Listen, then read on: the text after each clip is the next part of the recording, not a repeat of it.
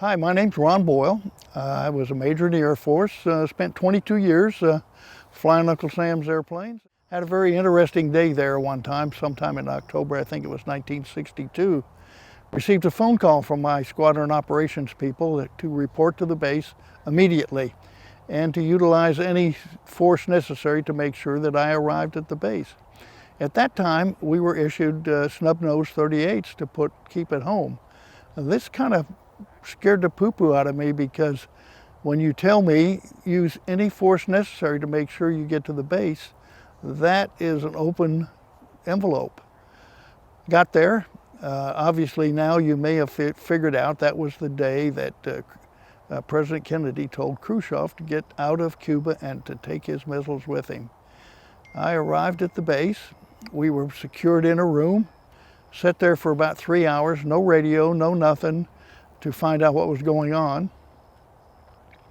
Late in the afternoon, 3 or 4 o'clock, they handed my navigator an envelope and told us to go to the airplane and pre-flight it and get ready to take off. And I said, well, will the tower call us? He said, no, they'll give you a green light to taxi, a green light to go to number 1, a green light to take off. And when you get to 3,000 feet, you can open the envelope and find out where you're going.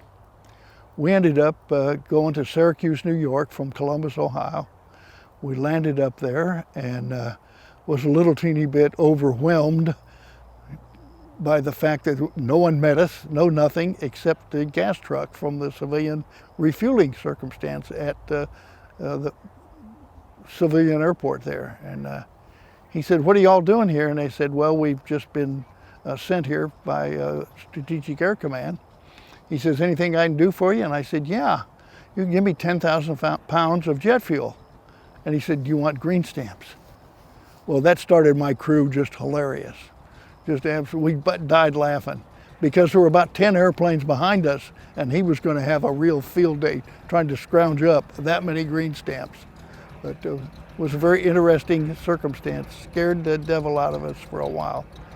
One of the other things that's kind of interesting in that tour is everybody's heard SAC's go, no-go code that was transmitted from SAC headquarters to attack, in effect, Russia at that time. And it was a 3-letter or character message that was sent out. Each one of the crew members, pilot, co-pilot, and navigator, was given a card, and you were to break it open and look at the characters. Well, we had a little test that day in Syracuse, and we were all handed a card and told to open it. I opened mine, and it said C-O-R. I turned to my navigator and said, I can figure out that that's a C and an R, but is that an O or a 0? And he looked at me in total shock, and my co-pilot did the same. We raised our hands to speak to the colonel there that was giving the briefing, and he turned a little green for a few seconds and dashed out, because the circumstances were we all had to agree on what the characters were. And so we could not have agreed whether that was a 0 or an O. Very interesting evening spent there. Other than that, we finished up our tour in the B-47s and went off to Big Spring, Texas to teach kids how to fly in T-37s. Had a great time there. I learned how to fly again. Really learned how to fly again, because you had to have it to protect yourself. Left there and went to fly F-100s out of Myrtle Beach to go through that transition. Ended up the Top Gun there, blew the, I guess it tailed, I don't know what they called it now, I can't remember it. A little dart, it was a dart that they carried, and blew that almost off. We got it back and it had like 52 holes in it out of 100. So that was pretty fortunate there. Ended up going to Vietnam.